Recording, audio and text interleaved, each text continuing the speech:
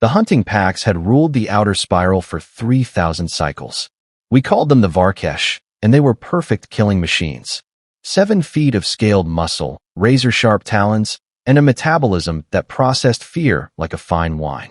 They didn't hunt because they needed to. They hunted because it made them feel alive. I'm Kelvin Torch, by the way, former xenobiologist. Current coward hiding in a supply closet on Station Meridian 9. And I'm about to tell you how everything changed. The Varkesh had turned hunting into an art form.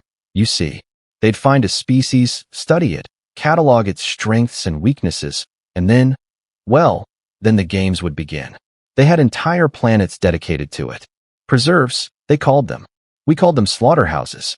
47 species had gone extinct in the last century alone. The galactic community did nothing. What could we do? The Varkesh were apex predators in every sense of the word.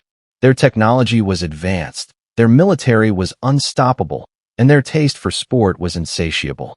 Then they made a mistake. A beautiful, catastrophic mistake. They found Earth. I was there when the first reports came in. My colleague, Marcus Webb, practically fell out of his chair laughing.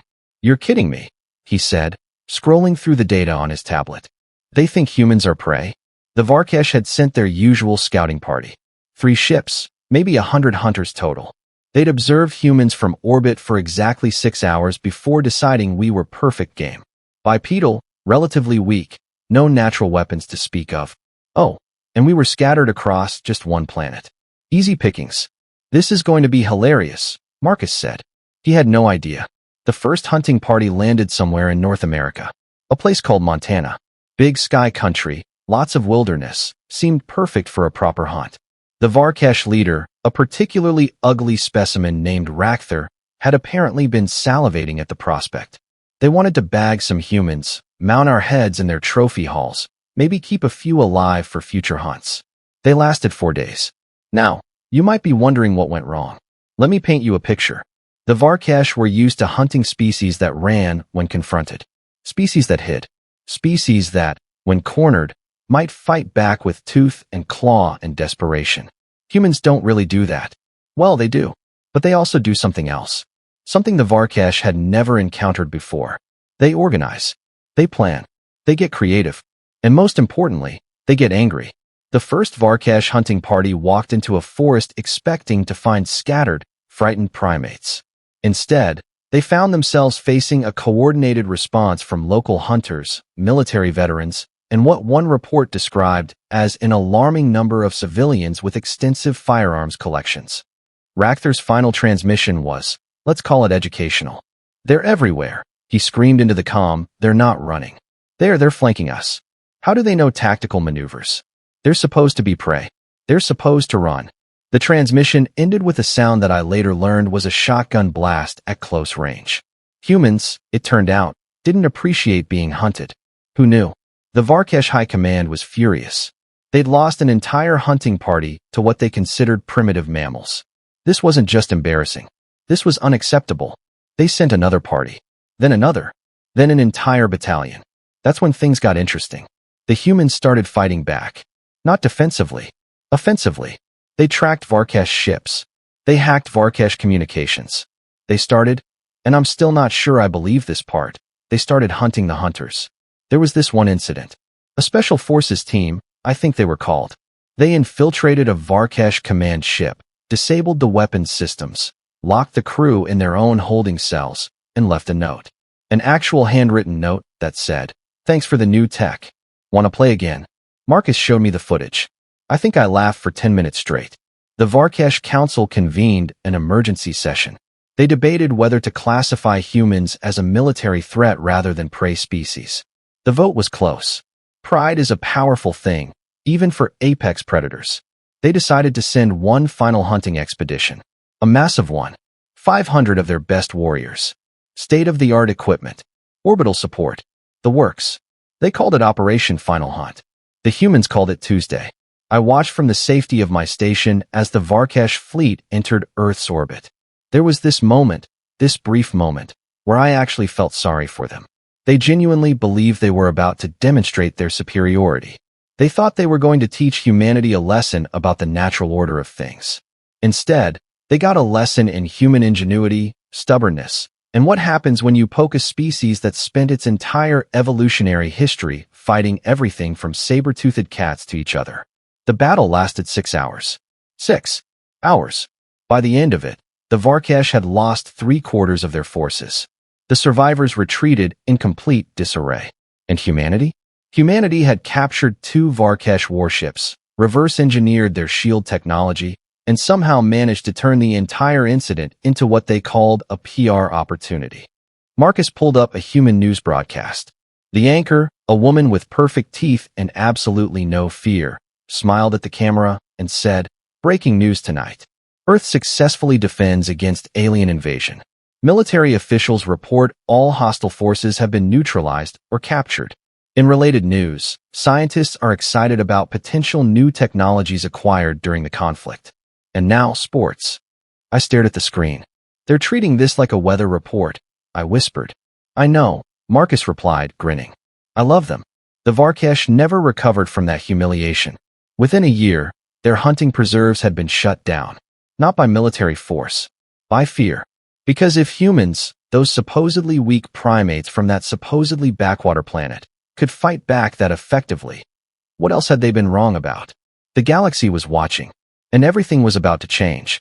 3 months after Operation Final Hunt became Operation Absolute Disaster, the Galactic Council held its first emergency session in 200 cycles.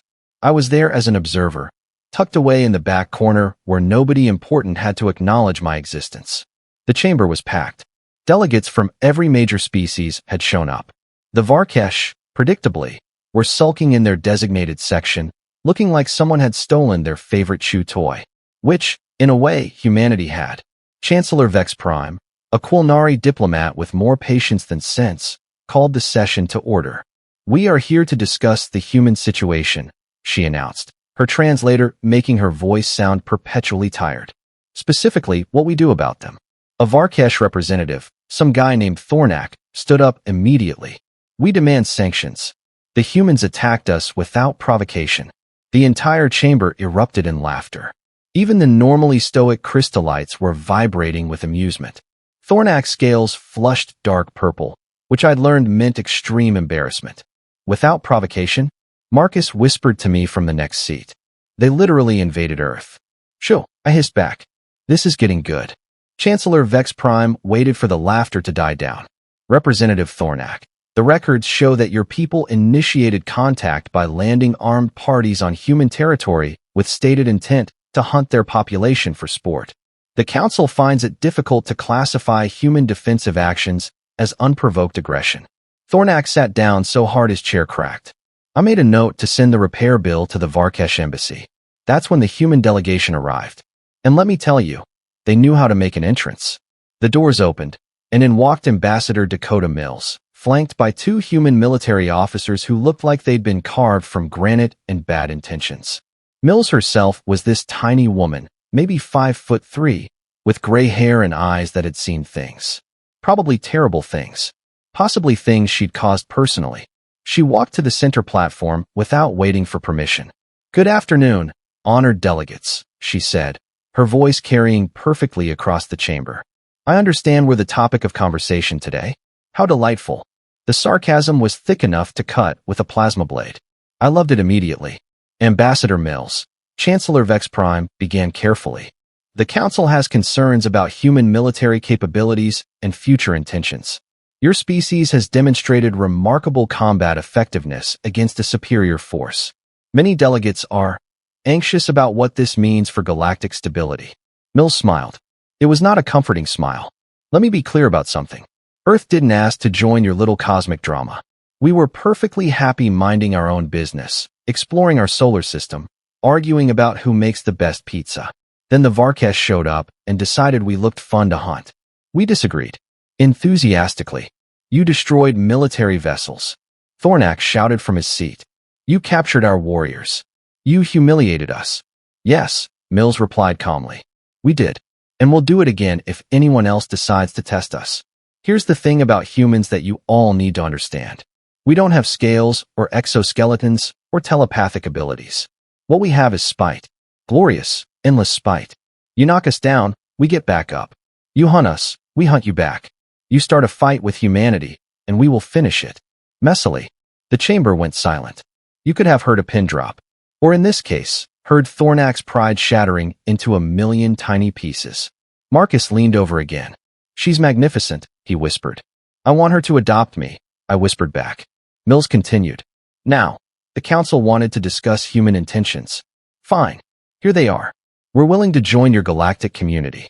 We'll share technology, engage in trade, participate in cultural exchanges. But we do this as equals, not as prey, not as subjects, not as some curiosity you can poke and prod whenever you feel like it. The first species that forgets this will learn exactly why humans spent 10,000 years perfecting warfare while you all were playing nice with each other. She paused, letting that sink in. Any questions? Nobody raised a hand. Nobody even breathed too loudly. Mills had just threatened the entire Galactic Council, and somehow made it sound reasonable. Chancellor Vex Prime cleared her throat. The Council will take your statement under advisement. In the meantime, we propose establishing formal diplomatic relations with Earth, including trade agreements and cultural exchange programs. Acceptable, Mills said. But we have one condition. The Varkesh hunting preserves get shut down. All of them. Every species they've been tormenting gets relocated to safe worlds. This stops now. Thornak exploded from his seat. You cannot dictate terms to us. We are the Varkesh. We are predators. It is our nature to hunt. Mills turned to face him directly. Then hunt animals. Hunt for food. Hunt for survival. But the moment you start hunting sentient beings for sport, you stop being predators and start being monsters. And humanity has extensive experience dealing with monsters. Want to find out how? The temperature in the room somehow dropped 10 degrees. Thornak sat back down without another word. The vote was unanimous. The hunting preserves would close. The Varkesh would pay reparations to surviving species. And Earth would join the Galactic Council as a full member with all associated rights and privileges. As the session ended and delegates filed out, I caught up with Mills in the corridor. Ambassador, I called out. That was incredible. She turned, studying me with those sharp eyes. You're the xenobiologist, right? Torch. Yes, ma'am. Good. I'm going to need advisors who understand how these alien species think. Interested in a job. I didn't even hesitate. Absolutely. She smiled, and this time it was genuine. Welcome to Team Humanity, Kelvin. Fair warning, though. Things are about to get very interesting. The Varkesh aren't the only predator species out here. And now that everyone knows humans bite back, some of them are going to want to test that theory. Bring it on, I said, surprising myself with my own confidence. Marcus appeared behind me, grinning like an idiot. Does that job offer extend to 2 xenobiologists? Mills laughed. Why not? The more the merrier. Come on, boys.